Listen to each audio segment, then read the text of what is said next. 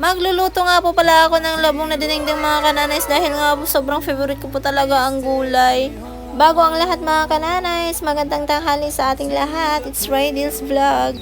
Kinalakihan ko na po talaga mga kananays ang pag-ulam ng mga gulay at hindi po ako nagsasawa. Nakapag-ihaw na nga rin po ako dyan ng bangus mga kananays. Ito nga po palang aking sasahog sa labong natin na lulutuin ngayong araw. Syempre hindi mawawala sa akin ang kalkalunay, ang saluyot at yung bulaklak po ng kalabasa. So, sobrang sarap at sobrang malinamnam po talaga.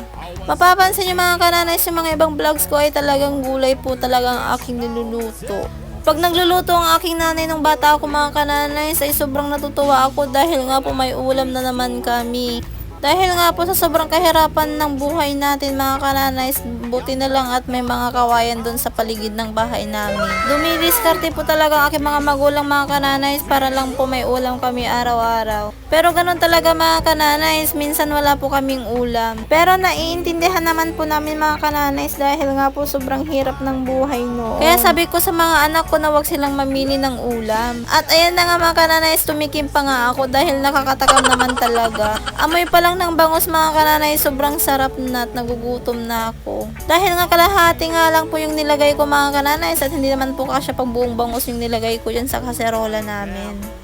Itong labong nga naman po pala mga kananay, binili ko sa palengke. O diba mga kananay, sa palengke ka pabibili ng labong para lang makaulam ka. Samantalang sa probinsya po namin mga kananay, sa gilid lang po ng bahay namin ang labong. May mga kawayan kasi doon mga kananay, labong ng kapitbahay.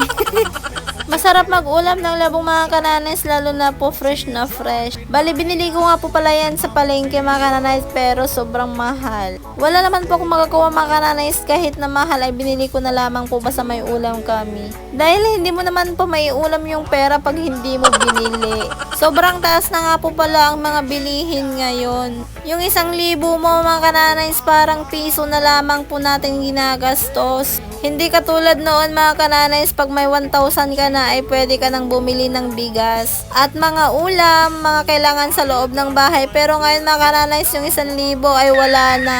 Mga 1 kilong karne na nga lang mga kananays, sobrang mahal na hindi ko na rin po kayang bumili. Pero no choice din ako mga kananays, kung gusto ko mag-ulam ng karne ay talagang bibilihin ko kahit mahal pa yan. Buti pa yung karne mahal, samantalang tayo hindi minamahal. Pero mas favorite ko po talaga ang gulay kaysa ang karne. Ito na nga ang labong mga kananay, titikman ko na kung masarap naman po talaga ang lasa niya. At nung tinikman ko nga mga kananay, ay sabi ko ay bakit maasim. Napaisip ako tuloy mga kananay, bakit maasim ang niluluto ko. Napaisip po talaga ako mga kananay kung saan nanggaling yung maasim na lasa na yan, kung sa labong po ba o doon sa bagoong na nilagay ko kanina. Pero posibleng sa labong po yung nanggaling yung maasim. At nung tinanong ko nga yung anak ko kung nilagyan niya ng suka yung bagoong, ay ang sabi niya oo daw. Dahil nga daw kahapon mga kananays ay naglagay siya ng suka doon sa bagoong na hindi niya sinasabi sa akin. Oh, for the go, kaya pala maasim ang ating dinengdeng ngayon. Sinisi ko pa talaga ang labong.